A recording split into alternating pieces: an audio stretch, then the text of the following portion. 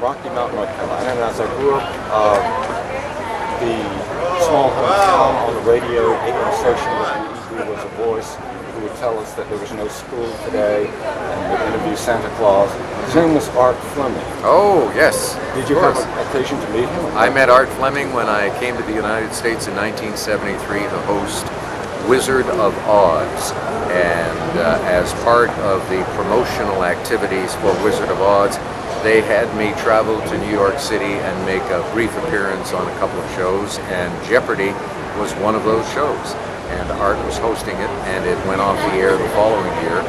And they brought it back in '78 in the Access time period, and I believe it lasted only for about 6 months, and then it was gone until 1984 when we brought it back in syndication. Now, is there anything about the game of Jeopardy or your work routine from day to day that you would change if you could? Anything to do differently? No, I don't think so, because it's a solid game and it has remained the same for its entire run, with one difference. When Art was hosting it, the contestants could ring in at any time while he was reading a clue. That unfortunately caused us a lot of grief when we brought the show on the air in syndication in 1984, because contestants would ring in and there would be a countdown light in front of them.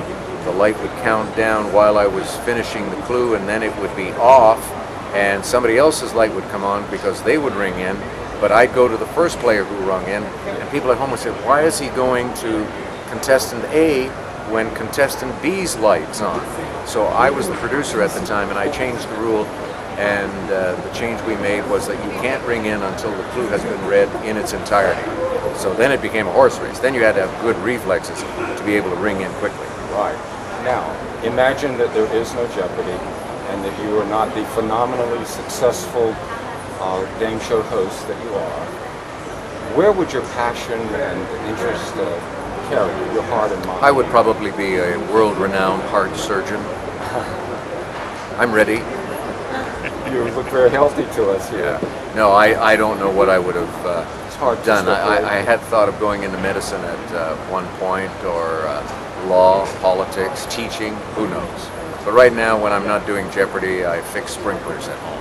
So I'm Mr. Sprinkler Man. You're talking to somebody who is highly regarded in that area. Now, one of the things that you were a legend for, and I'm with join many voices who thank you for your work and participation with World Vision charities and the cheer that you bring our troops through the USO.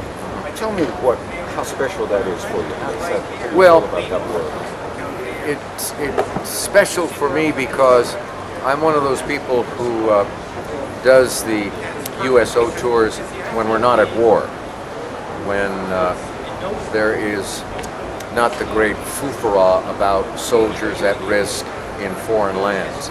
We have troops in South Korea, in Germany, all around the world, who are in hardship locations in many cases. Some locations, the soldiers are stationed there for a year with no family, and it's not easy for them. And I don't want them to feel that they've been forgotten. It's easy when we're at war, involved in a conflict. Everybody gets really excited about it, says, hey, we got to support the troops, let's go out there and visit them. And that's good too. But they need to know that the rest of the time, people are thinking about them as well. Exactly. And one other question. I'd like to give you an answer. Okay. Give me the question. All right. I'll flunk it, but go ahead. He was a garbage collector in Cincinnati, Ohio. Who was Alex Trebek? But he was I'm sorry, we were looking for the Frenchman moi, but our judges will accept that. You really were. Yeah, I did some garbage collection in Cincinnati for a private company.